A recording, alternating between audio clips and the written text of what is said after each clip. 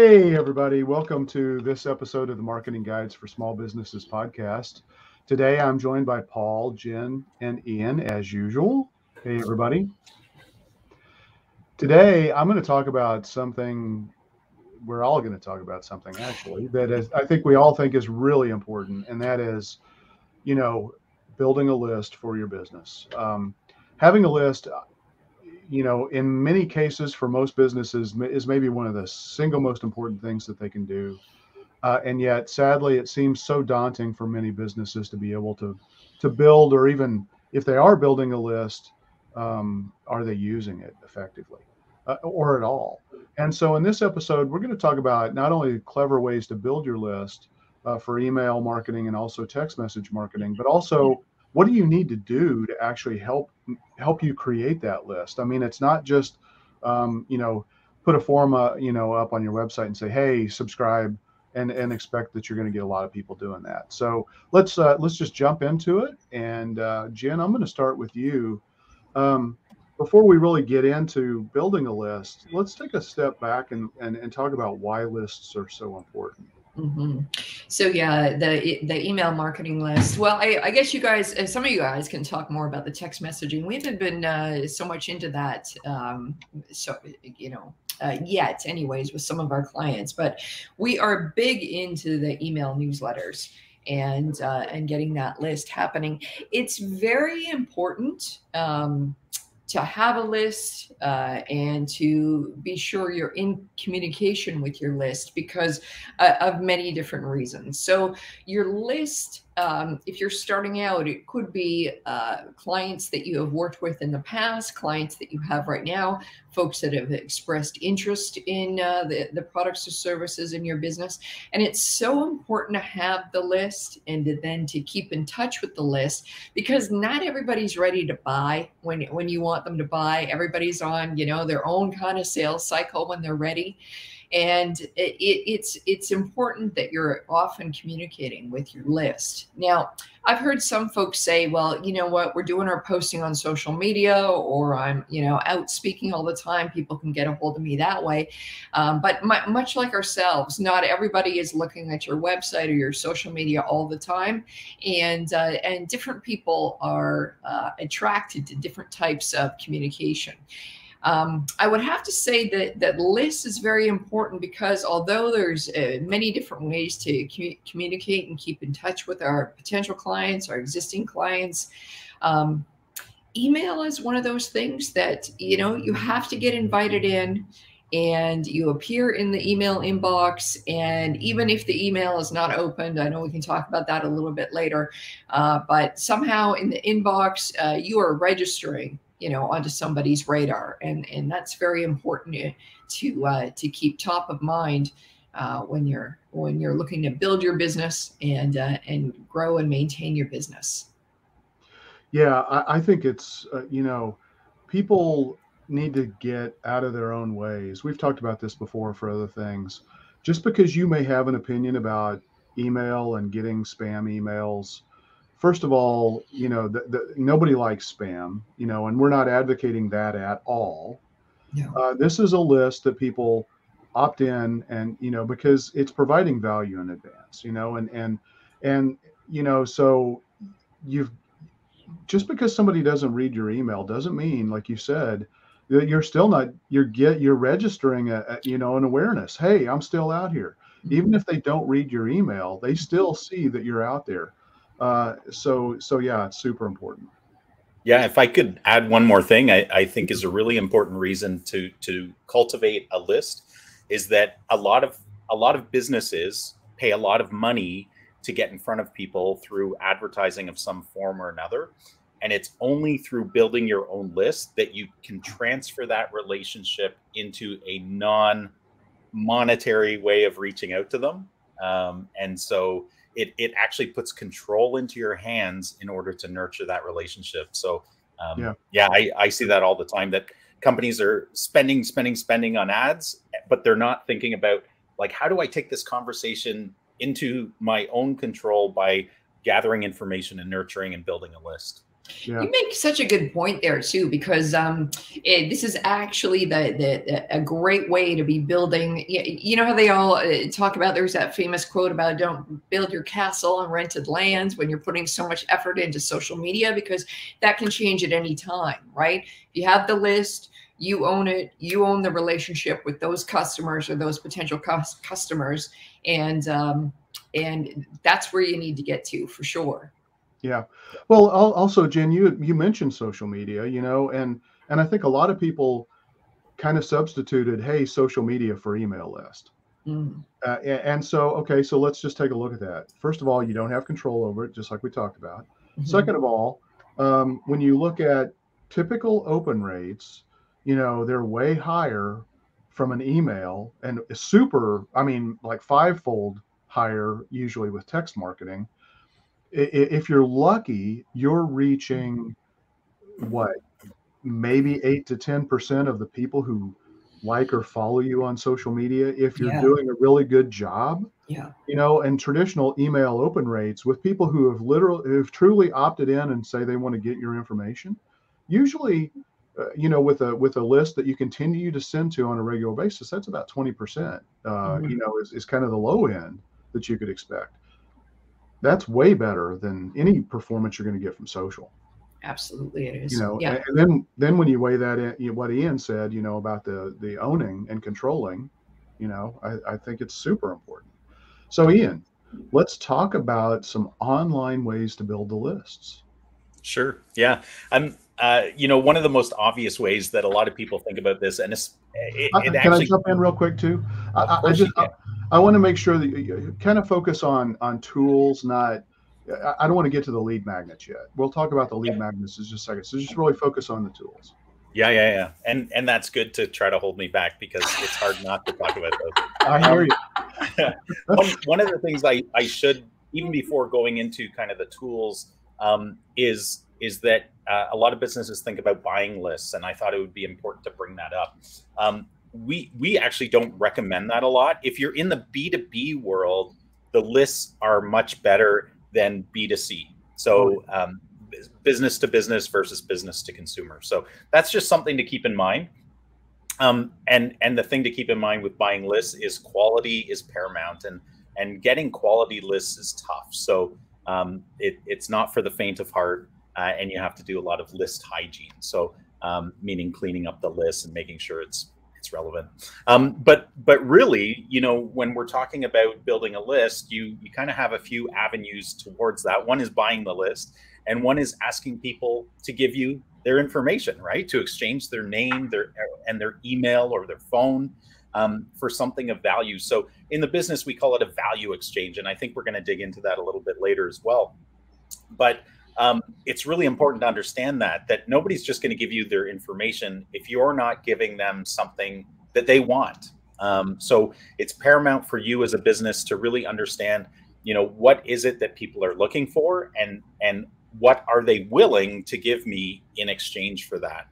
Because it's kind of that, we've talked about this before in other contexts, but it's almost like, you're on your first date and you're asking to marry someone. That's not really appropriate in most cases. And so it's really, at this stage, the business just wants to get the next date. And in order to do that, you just need to get the minimum requirements from the person. Usually that's name and email address. I should also say that there's strategies that a business can do in order to grow their list quality and the quantity of valuable information in there over time. So you might start just by asking for a name and email, but if you're smart and you build your funnel or your nurture sequence appropriately, the next stage, when you offer something of greater value, you might ask for their mobile number, or how many people are in your household, or do you like to golf, or whatever it is, something that's going to allow you to customize your communication a little bit more. So, but you asked Ken very specifically about the tools. I just wanted to preface that because I think it's an important staging ground or framework to understand. So, for sure, your website is where most of your list building activities will happen. like a form on your landing page or within your blog, sign up for our e-newsletter, get our lead magnet, get an evaluation, whatever it is. Online chat is a great way to start a conversation, whether it's robo chat or real chat, but you can start to collect information through there. Pop-up forms, in a good way. We've all seen bad pop-up forms, but good pop-up forms can actually be super helpful. Again, you're giving them something of value, they'll give you their information. Linking, making sure that you're offering the opportunity to get the lead magnet, sign up for your newsletter, whatever it is, in your email signature. That's a great, it's real estate, right? You might as well use it. Social media, Jen talked a bit about that. Things like, certainly you can use social media to drive people to your website. You can talk about, your lead magnet or whatever it is that you're going to exchange for their information. But right within Facebook, there's something called a Facebook lead ad, and some of the other social media channels have this as well, where it's an online form right within the platform, so people don't have to come to your website, and they can actually sign up for your newsletter, your webinar, whatever it is. And the beauty of it is that form is pre-populated by Facebook with the information Facebook has on the person, meaning their name, their email address, and the person looks at it before clicking submit. But it saves some steps, it reduces barriers. But those are just a few that come to mind as far as these are tools that you could use to grow your list. I mean, you could even use offline things like direct mail. Again, getting hey, you're jumping ahead to Paul. I'm so sorry. See, Ken has to. It's good. Boundaries are good. I will stop now. So I do want to elaborate though on the Facebook lead ad. So that is a paid strategy to get people to opt in. The other nice thing about that is it's going to use a real email address, because it is the email address that somebody used when they signed up for Facebook. And so a lot of times, we've all seen it, people will put in bogus email addresses, hoping that they'll still get the, whatever the value is that they're trying to get, without giving you that proper exchange of a real email address. So that's a nice thing, because it does give you quality contact information.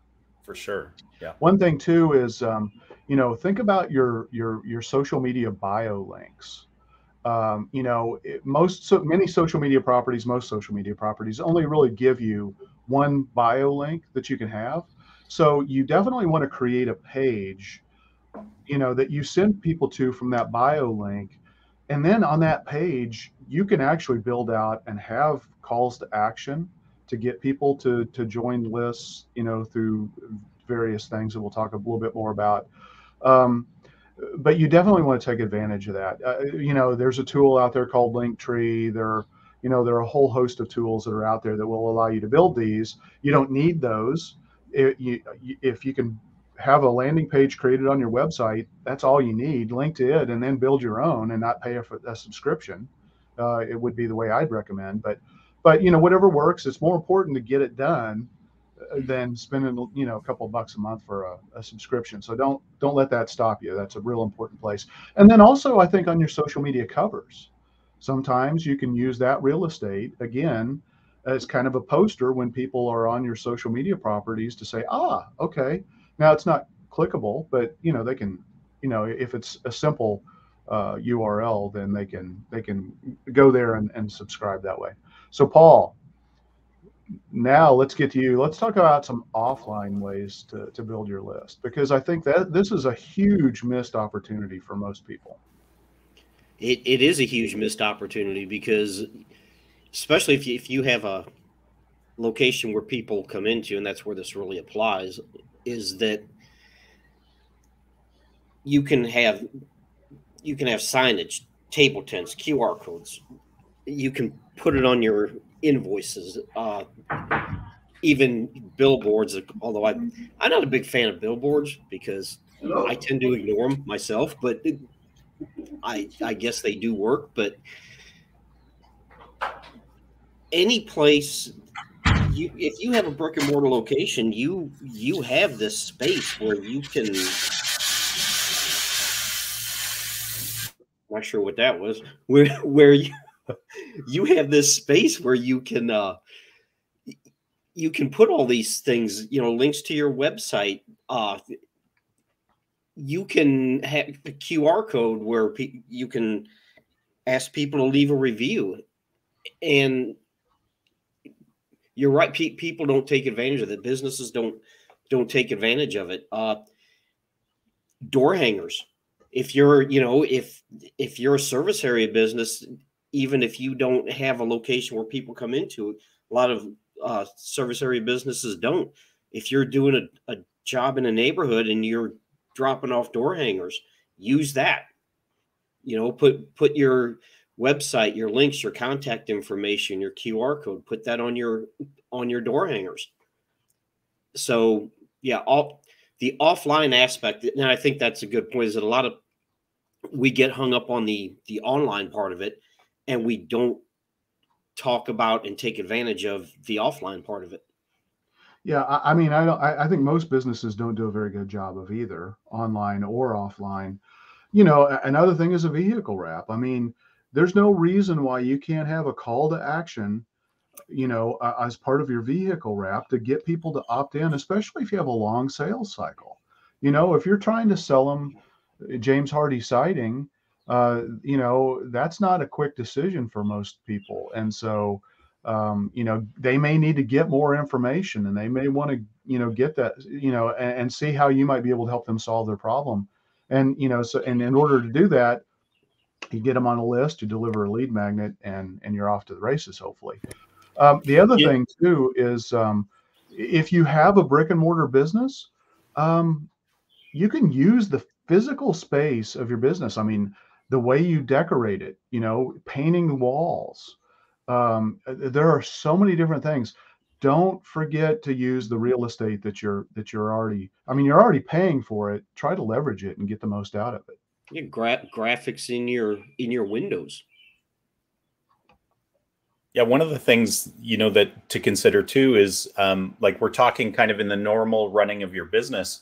But where I see it, often you have so much opportunity for list building, and businesses are really thinking about it, but often not very strategically, is at trade shows, right? You have that you're spending a lot of money to be there. It's an offline event usually, right. But you have an opportunity to build that list. And so, even from ways of, dropping your card in a bowl, which is the old way, to win a prize, to, now you can scan people's cards, or you can offer a lead magnet. But yeah, trade shows are fantastic opportunities to grow your list. Yeah, absolutely. I think, I would challenge everybody watching or listening to this to just pick one of the things that Paul and Ian just talked about today, and implement that as a way to help build your list. So, Ian, I'm going to go ahead and jump to you. Oh, okay, there's Jen. So so Jen, we've talked about this. Opt-ins require something of value, and it's really a trade. It's like, I'm willing to give you my email address or my cell phone number. In return, I perceive that you're going to be able to give me something of value. The average statistics are that perceived value needs to be at least 15 to 20 bucks of perceived value. So how do you craft irresistible offers that demonstrate that perceived value? Because, look, everybody gets spam emails, and, I'm telling the world right now, if you send me an email to my business email address trying to sell me business services, and I see that you're sending it from a Gmail or, a free email account, you know what? I'm automatically going to mark you as spam, because that is bullshit. I'm sorry. I mean, it's just obnoxious. Be respectful and demonstrate value, and use a real email address, because anybody, and look, I encourage everybody, sorry, I'm going off on a rant here, but I encourage everybody getting emails from people, check to see if they're real business domain emails. If they're not, you should ignore them and you should run away, because there may even be malicious intent behind it. So anyway, Jen, Yes. let's talk about, how do you create those irresistible offers? Well, all good points there too. The thing is, just to piggyback on what you were saying as well, I think it's really important that you talk about the frequency that you're going to be mailing people as well, because there's nothing more maddening. If you're mad about those email addresses that come across from Gmail or some non-legitimate domain, the thing that gets me is when there's like 6 emails in one day, or all of a sudden I didn't realize I signed up to a daily email newsletter, which I can do once a month or twice a month, but every single day, I mean, come on. So I think the promise has to be there as well. It's not only necessarily what you will get, either a downloadable lead magnet, it's a checklist, something of immediate value to me, but also too, like what's the frequency of our communication here? I think that's really important as well. One thing, as we talk about text messaging, that's something that us as a vendor haven't supplied to our clients yet, but definitely as a consumer, I've been on the other side of it. And I have to tell you about the text messaging. Even though it's the kind of thing that you can hardly ever ignore a text message that comes into your phone. Frequency and making the timing on that work properly is very important as well. And I'll give you an example. My poor dentist, who is they run a fabulous operation. They're so enthusiastic to be dentists there. I have to tell you, it's lovely. But when it comes to communicating about your appointment, it drives me crazy, because you will go to the appointment, pay for it, make your next appointment, which I'm on the every 6 months. So far, no cavities, but right. And as soon as I'm leaving the premises, I get a text message for, November 17th, don't forget your next dental appointment. And I'm like, oh, come on. I mean, that's the kind of thing that you want the week ahead, couple days ahead, maybe the morning of, like, oh, right, I got to go to the dentist, not 6 months in advance, right? So I'm really encouraging that I don't know if it's the proximity, I don't know, I guess I can't find the word, but the frequency and how often are you going to be, inviting yourself into my, my inbox, or inviting yourself into my phone to communicate with me? That has to be negotiated, or at least announced up front as well. So I know your question was more about the value, but there's also this longer term value of my time, or value of my attention, that you need to not break your promise. How often am I going to hear from you? How often should I expect to hear from you? I think that's really important up front as well. Yeah. For text messaging, it's really tricky, and it's really delicate. I mean, you have to really think about it. You absolutely do not want to abuse text message marketing, because you'll get, and look, being unsubscribed is a good thing. Because if people are unsubscribing, they're basically telling you in a legitimate, authorized way and being removed from your list, so that they're no longer going to get those communications. And that's the right way to do it. But we can talk more about the text message marketing and kind of strategies, as we get toward the end of this episode. I think it's just critical, if you're trying to put together something to help you build your list, you've got to put yourself in your ideal customer's shoes and say, what are they going to see that's valuable to them?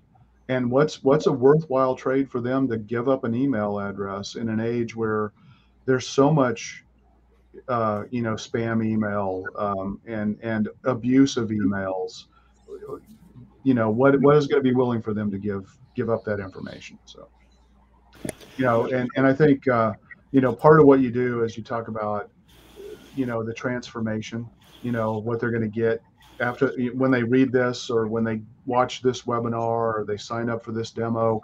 Here's what you're going to get, in return for that, and be very clear about it. And one thing if I can jump in, we've touched on it, but haven't really directly addressed it, is the unsubscribe link. And Ken, you just mentioned that.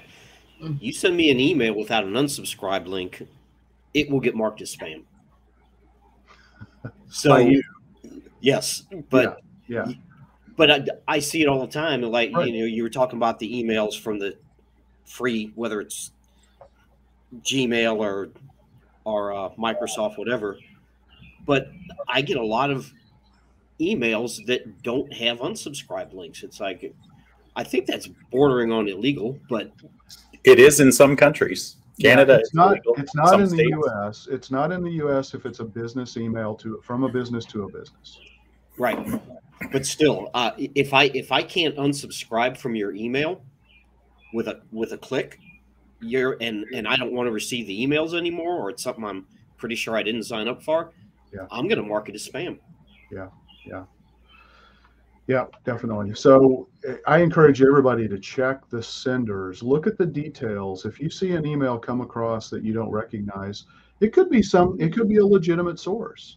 And if it is, if it comes from a business domain, it could be, worth your time. But if it's just coming from a free Gmail, Hotmail, AOL, you name it, any of these free email tools, be suspicious of it and be careful with those.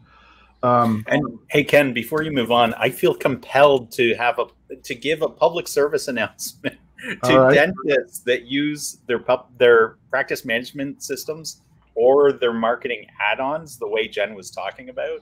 I actually see that all the time with our clients and prospects who move to new systems. The out-of-the-box practice management texting is absolutely thoughtless. It's you really have to go in and scrutinize it as if you're a patient and think about, because Jen, my personal dentist, who is also a client, which creates a good feedback loop for us sometimes in relation to this, when they upgraded to a new system, I was getting text messages as I was walking out, just like you. And I'm like, what the heck, and then I'm getting an email at the same time. And it was this very horrible patient experience. And so I think, tools are fantastic when they're used with the patient or the customer in mind. But they, you really have to scrutinize it and don't just take it out of the box. Be thoughtful about it. Yeah. Send it to yourself and see what it feels like. Yeah, absolutely. Test everything. Yeah. Which most people don't. All right, Ian, I'm going to let you talk about lead magnets now. So finally, what kind of lead magnets typically work well for most small businesses?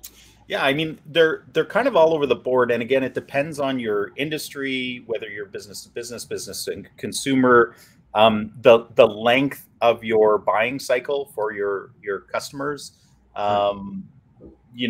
There's lots and lots of options. Remember, it's all about the person on the other end, the receiving end, what's valuable to them.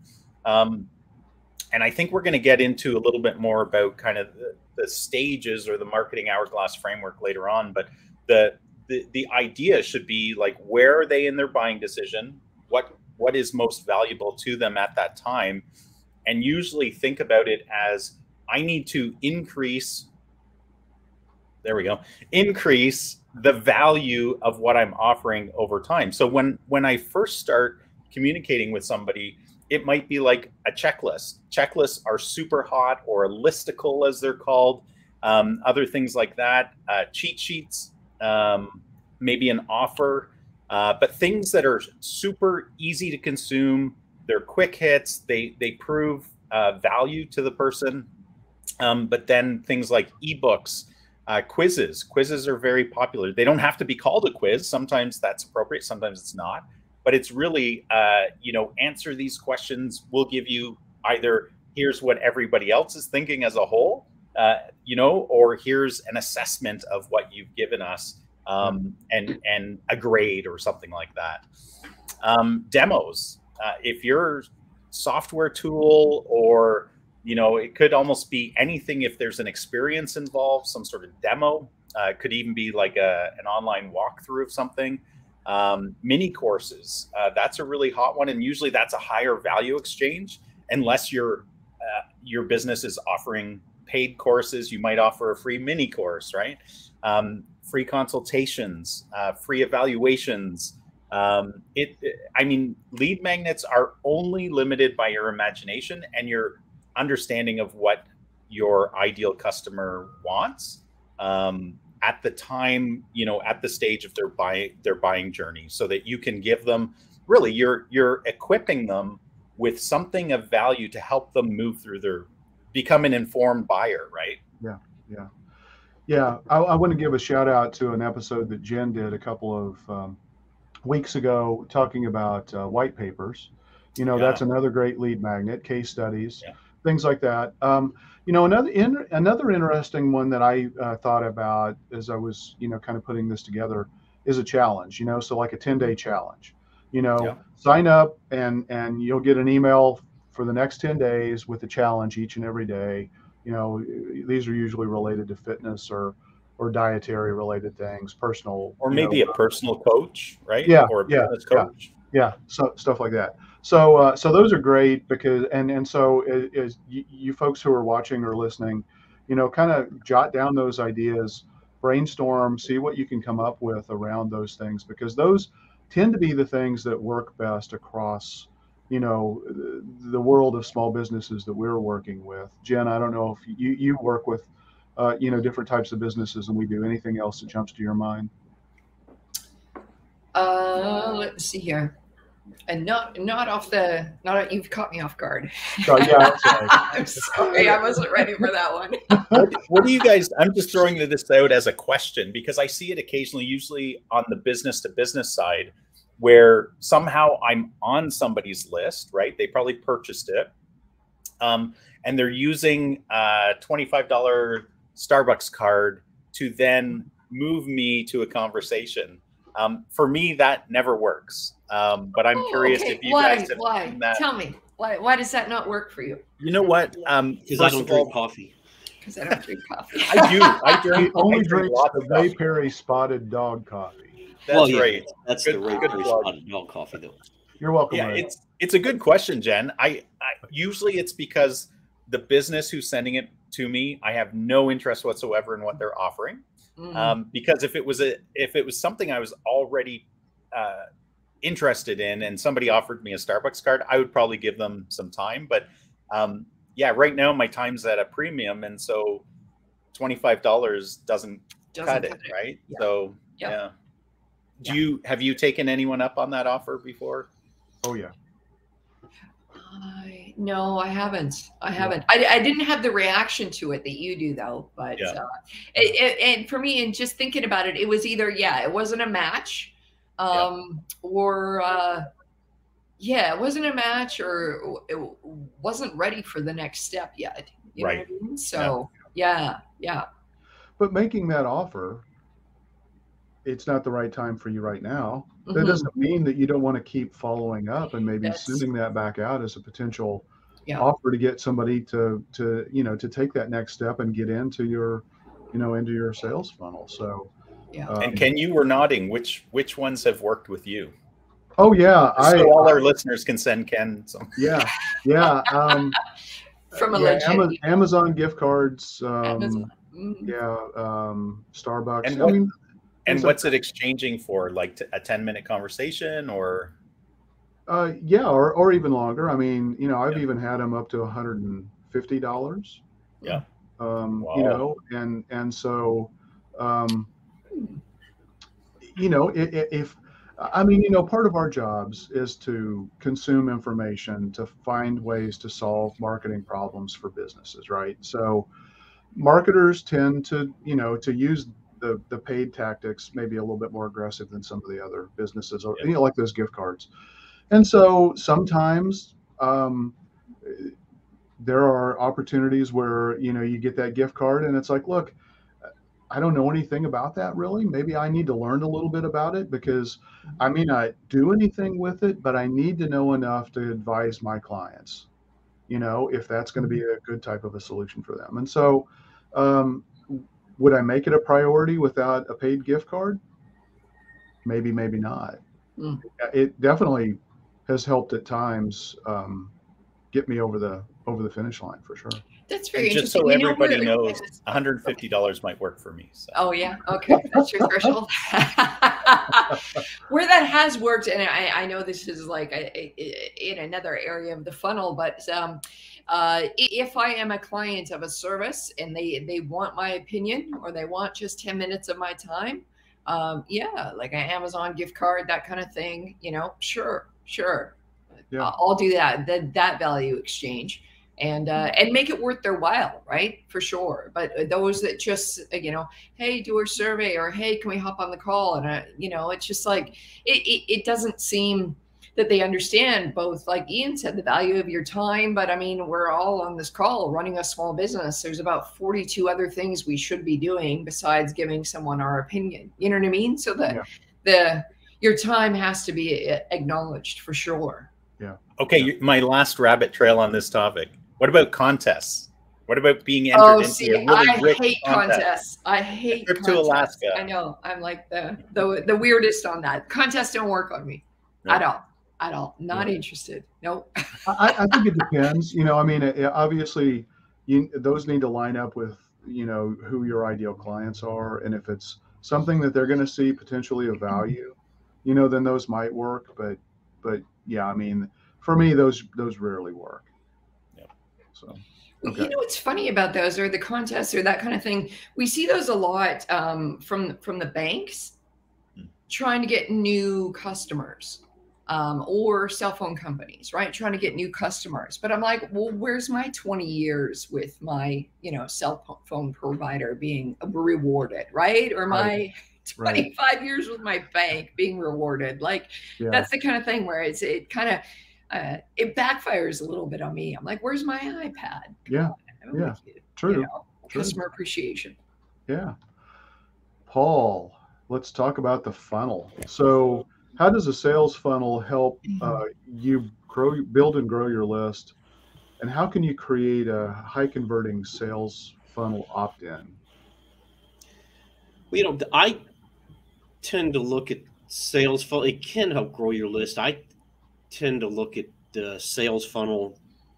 I think it works better if you have something with a longer sales cycle, as opposed to something people are going to purchase immediately. But it helps keep you top of mind, definitely. But it has to be informative. People don't want to constantly be bombarded with buy this now. You know, they don't want to be bombarded with these sales pitches. So it has to be informative, and it's going to address your product or service, but it's about solving a problem and how does this make your life better, or what's the benefit for you? How is it going to improve your life, your situation, whatever. But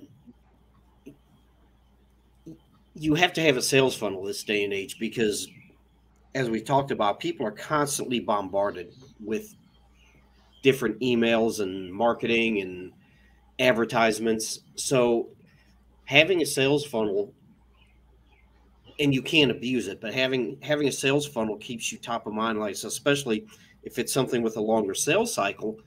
People are going to be looking around.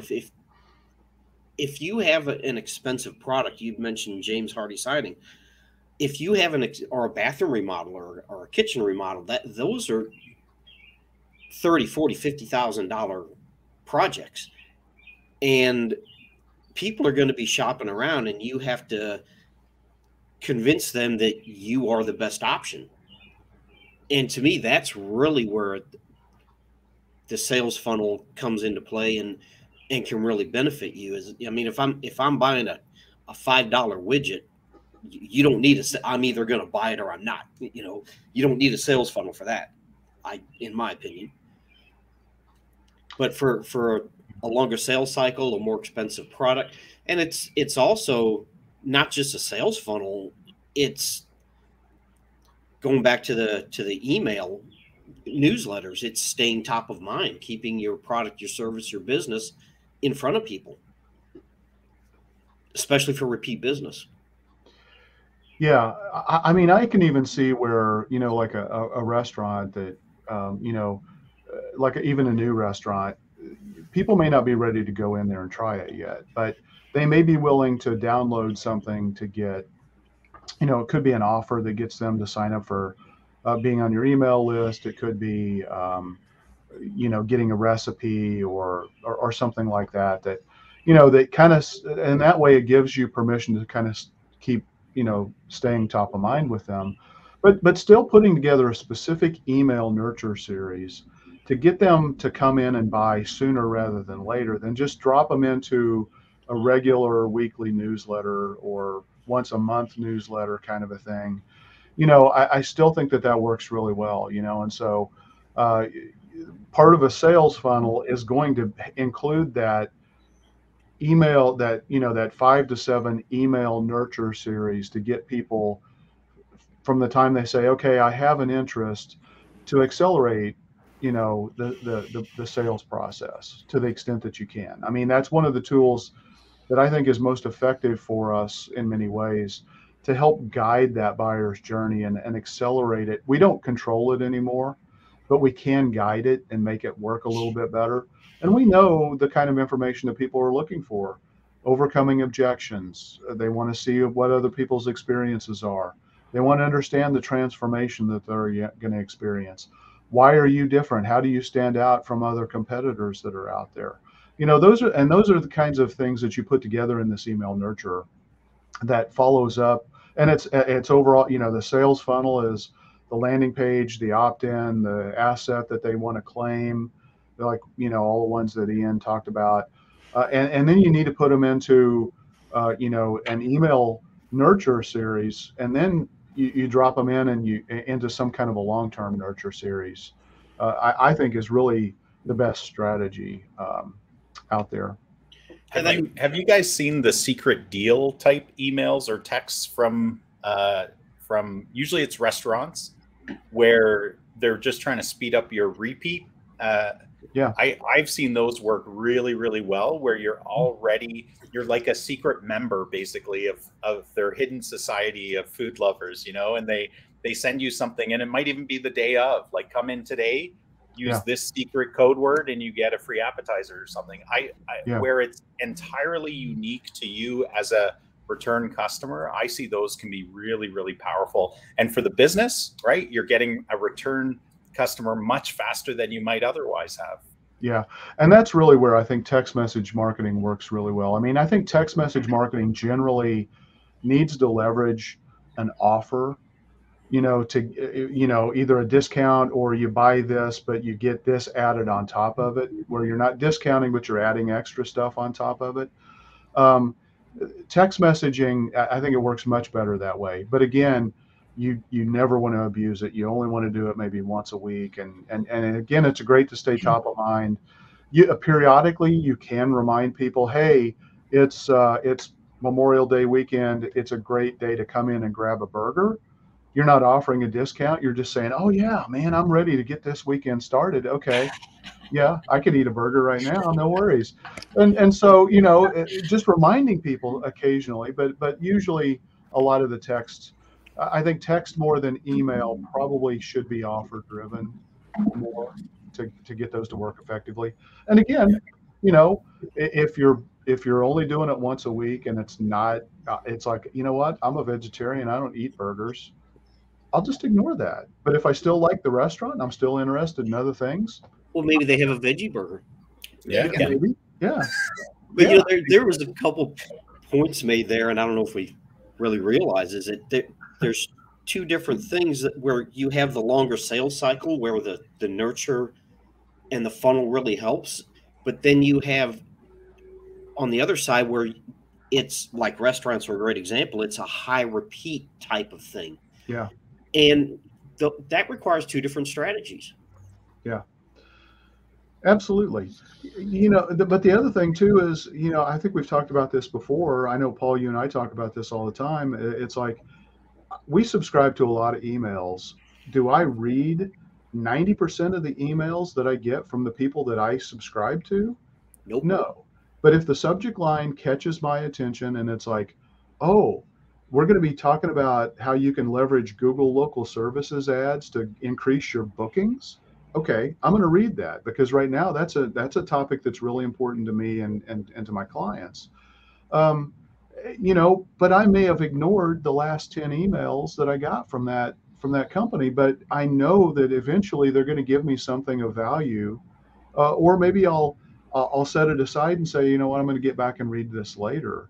Um, so you want to continue to send emails, even if people aren't reading them, because you will eventually get people to say, you know what, I need to know about this now. I'm going to open this email. Mm-hmm. Again, if they don't want to get them, they're going to unsubscribe. Yeah. And that's not a bad thing. But, if you continue to add value, even if it's not contextually the right value at the right time for somebody, still getting into a regular rhythm of sending emails. The other important thing is it keeps your list clean and pure. If you don't send emails for 6 months, emails go bad really fast.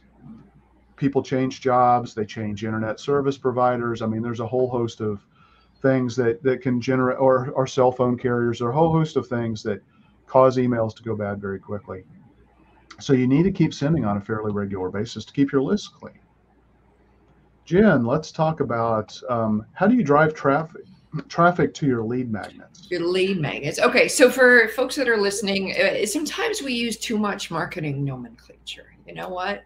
Lead magnet. So that's the thing, or that's your offer. That's your I guess your value in exchange for the email address. So you're doing that kind of trade.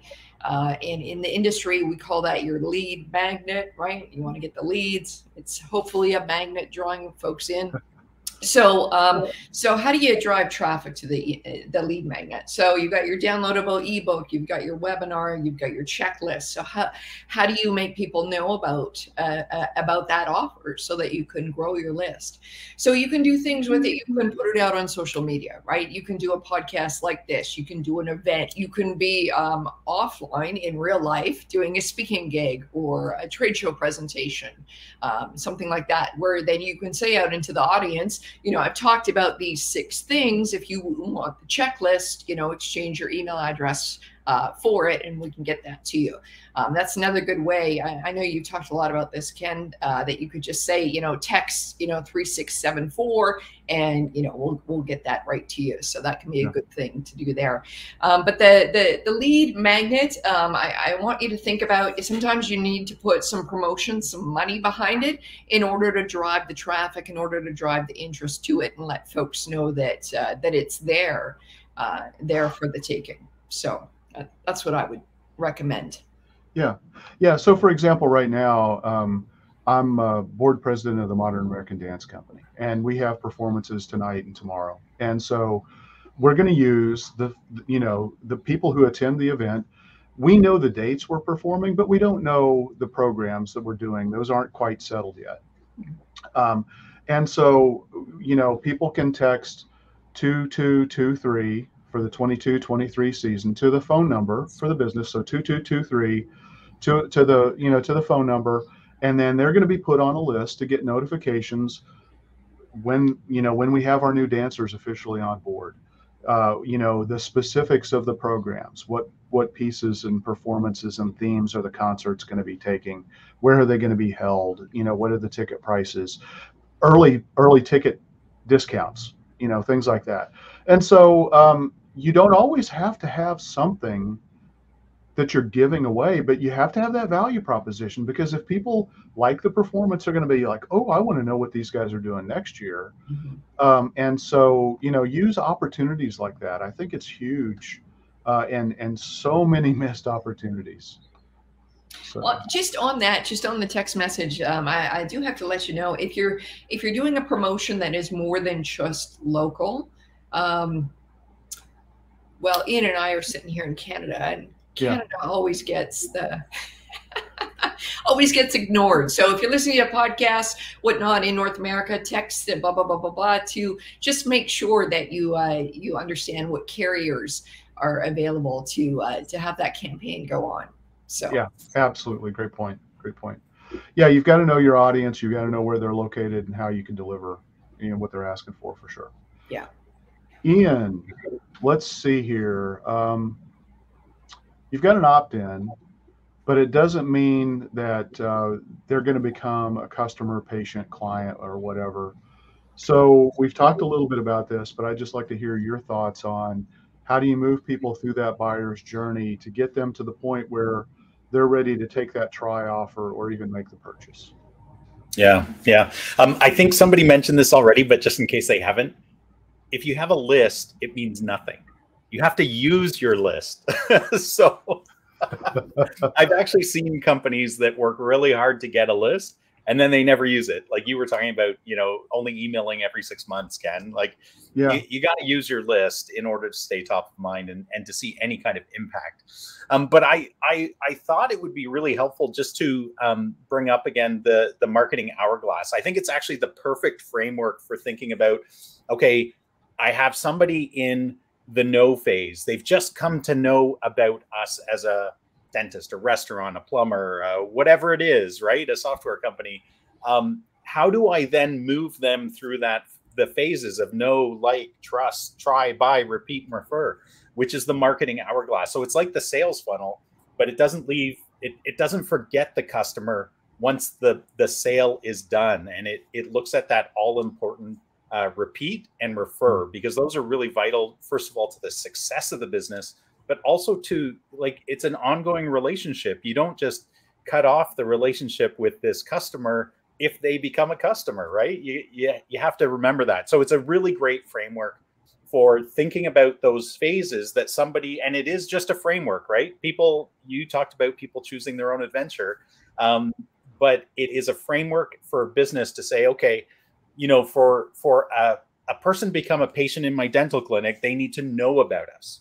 Obviously, they need to like us.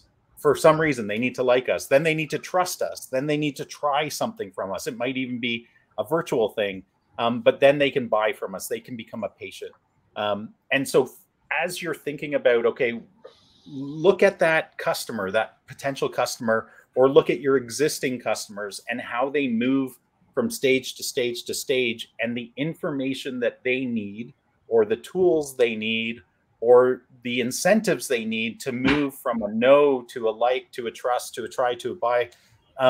That's really important, because then you can turn it around as the business. First, you're looking at it from the customer's perspective, but then you're turning it around going, okay, we have these resources and tools at our disposal. How are we going to effectively, first of all, get that list, but then nurture them? And it is a nurturing process. It's a relationship. And I think that's forgotten a lot in the digital world, that yes, they're a contact card in your CRM system, but they're a real person with real needs and real desires, and you as a business can serve them and serve them well. And so it's about, how do you naturally move them through that process?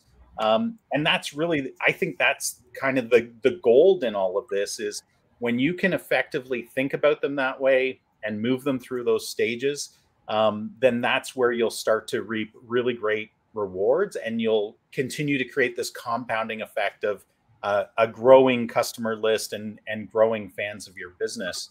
But just as an example, like, a person knows about you. They've started to like what they're hearing about you.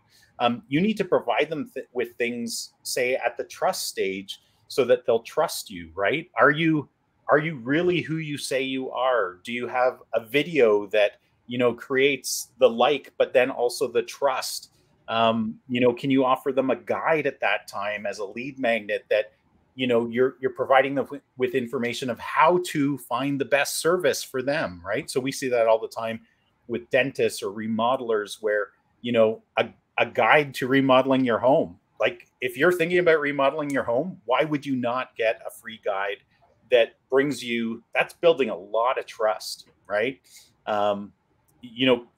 Customer reviews, all of these different things as a business can be used effectively and strategically through that buyer's journey, so that you're moving people along really effectively. Jen, case studies are a great example, especially from a B2B side, right?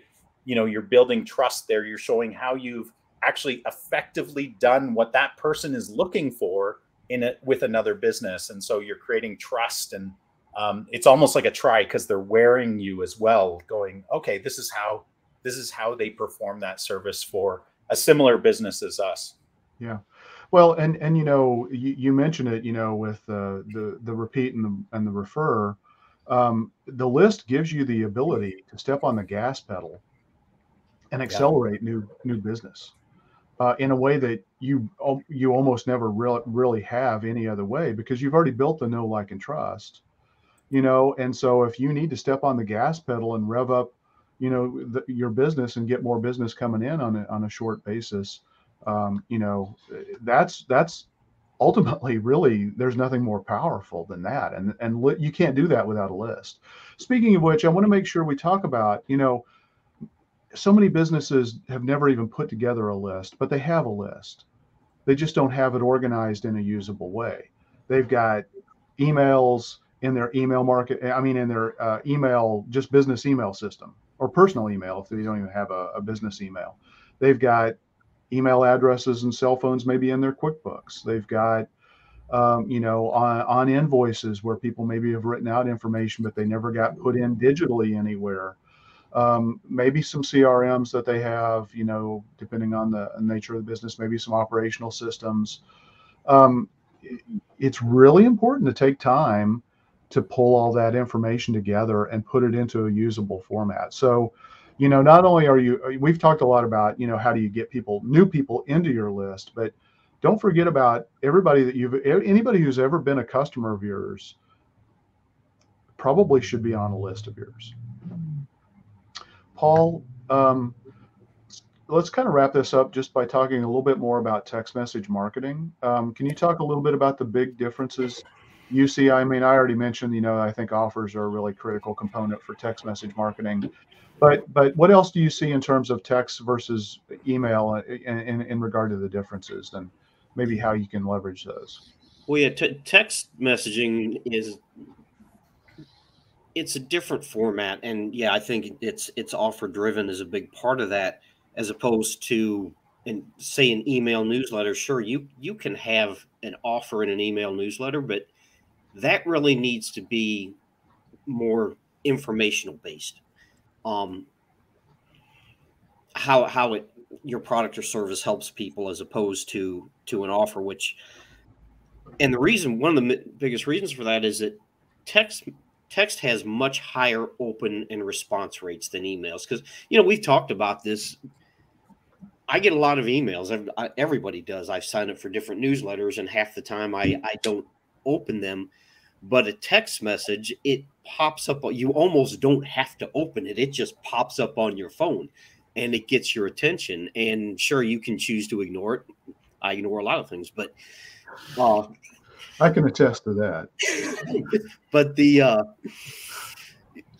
open and response rates for text messages or text messaging is much higher, and that's why your offers are going to work better in that text message format.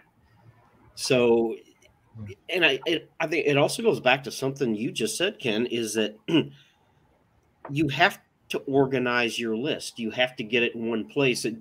Any business that has been around for a while, if you go back, historically, having a domain-based email wasn't an issue 15 years ago. It just didn't matter that much. So they'll have some contacts in their personal email, and they'll have some contacts in their business email. They'll have it in their invoicing system, QuickBooks, whatever it is. They'll have it in, if they're using a CRM, and it's not organized into one place, and that you have to get that organized. And yeah, it can be a pain in the ass. It can take some time, but you have to get that organized and get that into one system. And it goes back to efficiency and productivity and having everything in one place, so you can be organized and be efficient and do these things properly. But yeah, they are two different formats, two different purposes. And Yeah, I Yeah, think even the link click-through rates on texts are almost 50%. yeah. If they're coming from a trusted source where people have opted in. I mean, it's really powerful. You know, one of the things that, just to wrap this up, I know we're coming up on the hour, maybe we'll just creep over it just a little bit here, but um, gamification, I think, is pretty interesting as a strategy to grow your list. You know, we've got text message marketing platform that will allow you to use the gamification and a reward system, where, you know, each link that's created for every subscriber is truly unique to them, so that you can track the amount of referrals that they're getting in terms of helping you grow your list. In return, you're giving them some incentives, you know, to do so. You know, and you give them a variety of different ways to do that. You could certainly do that, you know, with email as well. And I think, you know, in some cases, gamifying the process to make it a game and make it fun and get the competitive juices flowing with people to say, you know what, I want to get this extra discount, or I want to get this T-shirt or this freebie. Sure, I'm willing to, you know, to help turn people on to really good deals, or learn more about valuable information. What do you guys think about that? I think it's a neat thing, actually. Personally, when I was first introduced to some gamification, I didn't really see the appeal. To be quite honest, this is a few years ago. But having been introduced to and been in different systems where either the end result or progress meant a lot to me, having it attached to a game, I've like 180'd on that opinion, and I can see how. Both rewarding, satisfying, you know, you get bragging rights, the whole bit. And personally, so I'm just thinking of something most recently. So I'm in Duolingo, learning a new language. And the little thing that they have set up, I mean, it's so neat. It really is. It's so neat. You know, when you fail, when you do good, when you get almost there, and whatnot. So absolutely, I think it's a neat thing, and if it can be tied to something that's important to you, whether it's in your business or in your personal life, yeah, I'm converted to that. All right, cool. Yeah. I just this isn't actually an answer to your question, but it was something I was thinking about, Ken, as we've been going through this, and we haven't really touched on it, but I think it's an important addition to this. Is we've talked a lot about kind of the list, the lead magnets, everything like that. The funnel, the hourglass. A business should have a plan, right? And they should have a plan for how they're going to get their list, what they're going to do with their list after, how it's going to effectively move people through their decision making. And that's really, really important. And that sometimes seems really, really large to a business, even the technology that you guys were talking about. So don't be scared to talk to your marketing agency or a marketing agency about how they can help with this. It sounds, you know, deeply self-serving to say that, you know, as a marketer, but that's our superpowers on this call, right? We all do this every day, all day, and we're here to serve our clients. And I think sometimes people feel they have to do it all on their own. And so that's just an encouragement to, you know, even have a conversation and seek help, and that you might have your mind blown about what can be done to help you. Yeah, cool. Well, this isn't really an answer to the gamification question, but something that I think we've kind of touched on, skirted around, haven't really addressed directly, is you have to have, goes back to building your list. And it's amazing how many small businesses don't either have a CRM or don't effectively use it. You have to have a way, if someone fills out a form on your website, that puts that contact into your CRM.